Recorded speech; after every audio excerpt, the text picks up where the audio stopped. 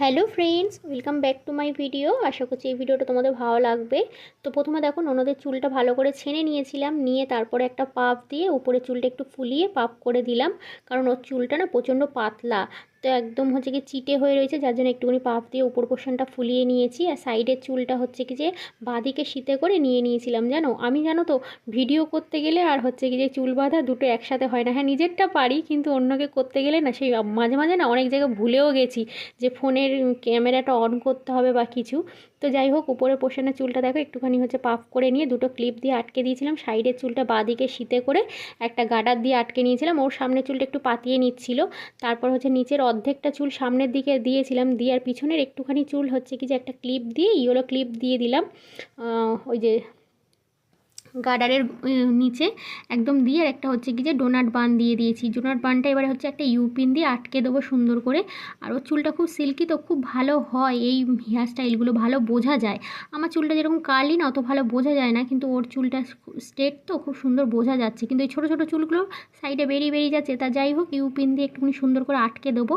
নিচের পোর্শনের চুলটা গার্ডার দিয়ে আটকে দিয়ে আর ওই যে ইউপিন দিয়ে আর আটকে দিলাম।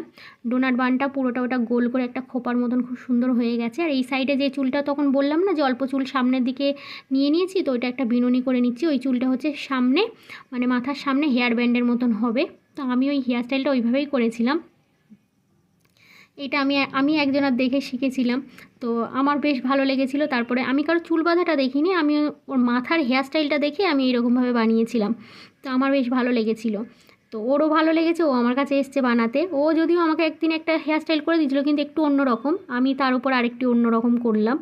আর এই দুপাশের চুলটাই সাইড দিয়ে ঘুরিয়ে নিয়ে নিচ্ছি, নিয়ে এটা ইউপিন দিয়ে আটকে দেবো।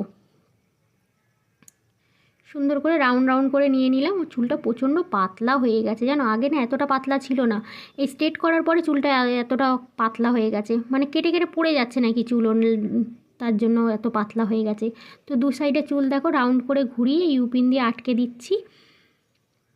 আটকে দিয়ে এবার বিনুনিটা হচ্ছে সামনে দিয়ে দেবো। খুব ভালো লাগে এই হেয়ার স্টাইলটা, দেখো খুব সুন্দর চটজলদি হয়েও যায়, ঝটপট হয়ে যায়। আর আমার কাছে গোলাপ ফুল ছিল, ওই গোলাপ ফুল একটা ওর লাগিয়ে দিলাম চুলের মধ্যে।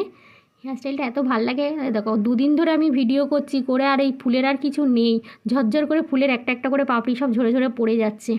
তো যাই হোক, দেখো খোপাটা কেমন হয়েছে তোমরা কিন্তু অবশ্যই কমেন্ট করে জানিও। হেয়ার স্টাইলটা কেমন হয়েছে তোমরা অবশ্যই কিন্তু বলো। তো চলো, টাটা।